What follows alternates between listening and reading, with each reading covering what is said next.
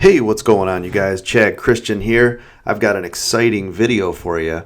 I stayed up last night until midnight, went to my local GameStop, and I picked up a copy of the Nintendo Switch. They also had an extra copy of The Legend of Zelda Breath of the Wild, and I picked up a Pro controller. So today we're going to do a quick unboxing, show you what it all looks like, do some hands-on for the setup. So let's get into it.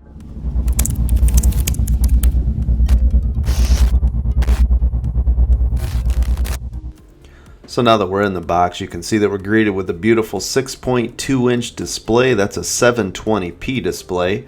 Once you plug that into the external dock, it does go to 1080p, which is awesome. Right here, you've got your Joy-Con controllers. So this one's the right one. You can see that on the top, you've got the X, A, B, and Y buttons on there. Very cool. You can see it's got an analog stick, which also does press in. The buttons feel really good. It's really sturdy. It doesn't feel like a cheap toy. It feels like they put some work into it. Over here on the left-hand Joy-Con, you can see that it's a directional pad.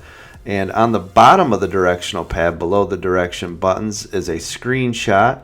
And on the right-hand side, below the buttons, is a home button. So you've also got a plus and a minus. So the plus on the right-hand side and a minus on the left-hand Joy-Con.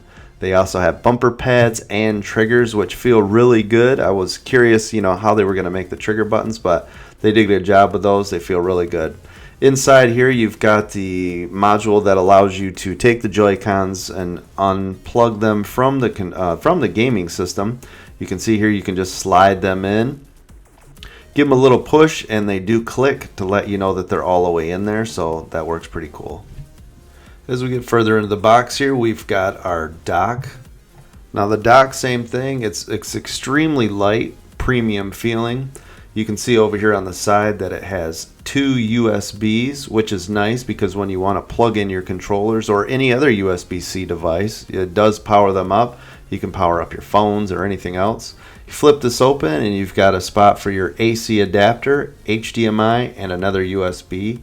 So I like the way that they've done that. Plus it manages your cables well. They just stick out the side once you clip the back on, and that works really good.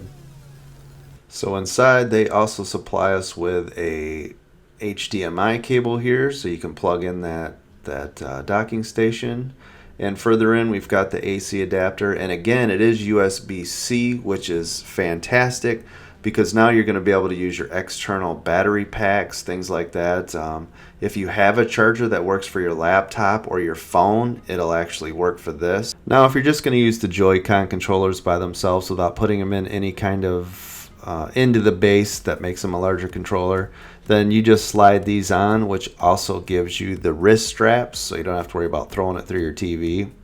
So let's go ahead and talk about the Nintendo Switch unit itself. Up on the top, you've got from left to right, you've got your power button, your volume rockers. You've also got a headphone jack, and you can see your ventilation system. And this is where you will plug in your gaming, cartridges, but they're more like memory cards, and I'll show you what those look like a little bit later. On the right and left hands where you slide in the Joy-Cons, and on the bottom is just one USB-C port, which is nice. That's where you'll plug in your AC adapter, and also when you slide it into the docking station where it gets its power from. Now let me show you how easy it is to slide on the Joy-Con controllers. It's got a little track which makes it real easy. Slides in just like the other controller base that you use. Once you get it to the bottom, push it in just a little bit more and you'll feel it click. So works nice. I love the feel of it. At first it was kind of awkward for me to hold the controller just because it's so wide and it's got a little bit of heft to it. But once I used it for a couple minutes, then it wasn't too bad. Now let's talk about the Pro controller. Now this is a $69.99 add-on. It's up to you if you think that it's worth it, but if you're going to use it in the home console mode where you've got it plugged into a monitor or a TV, I would highly recommend it just because it feels more like an Xbox controller or a PlayStation controller. So once you get it out of the package here, you'll see that you're greeted with this beautiful controller. It also has the A, B, X, Y buttons on it, the minus, plus, home, screenshot. Now the cool thing with this is you have a directional pad, so if you're going to be playing that Street Fighter game, you'll definitely want to pick this up to have that directional pad. Up on the very top is the USB-C and also the Bluetooth connection button. You've got your right and left triggers, plus also your right and left bumper. Feels good in the hand. It's got a good weight to it. Doesn't feel cheap. Doesn't feel like a third-party controller.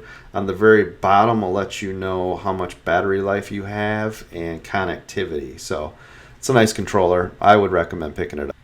And also included inside of the box is one USB-C charging cable. So now let's look at the games and the overall feel. The box is nice. It's really small. I love the feel of it. It's nice and compact. It's going to look good on the shelf. And let's see what the size looks like. So if we open this up, you can see down there, there's your little game memory card.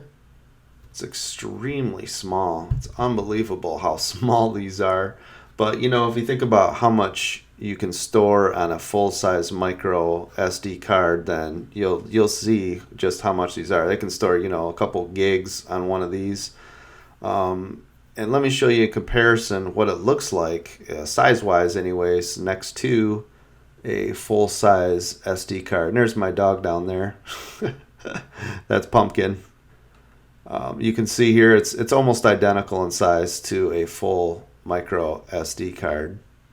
So if you have any carrying cases or anything, you can see that you can easily transport this.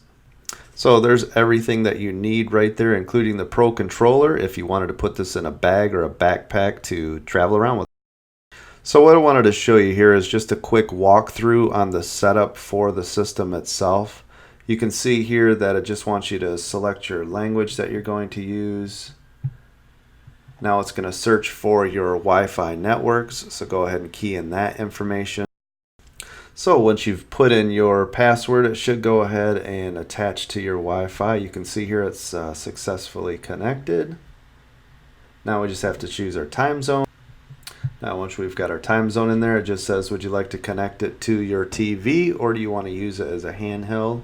And it's funny because the first thing that they want you to do is they want you to detach the Joy-Con controllers, which seems kind of strange since you just plugged them in so you could turn everything on. But let's go ahead and follow the instructions here. So on the very back of this, on those Joy-Con controllers is a button. You just literally hold this button right here, push that down in, and then just slide the controllers out of the base unit. So now once you've done that, it wants you to go ahead and use the left and right stick and press the A button on the right controller, which will tell it, hey, you're using a controller outside of the base. And also when you press the buttons when you get outside of the base like this, then it automatically attaches via Bluetooth to tell the controllers that they're on. So you can see the green light there on each of the controllers next to my middle fingers. So next it's going to have us walk through and set up our character. So you can set up your character with any picture that you want. Here I chose more. I'm going to go ahead and click on so I can tell it what picture I want to look for. There's a lot of variety in there, so some very cool characters. Of course I'm going to choose Zelda. Who wouldn't, right? Come on now.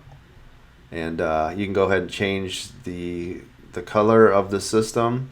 And in my case, I'm going to use CoachCWC Blue, of course.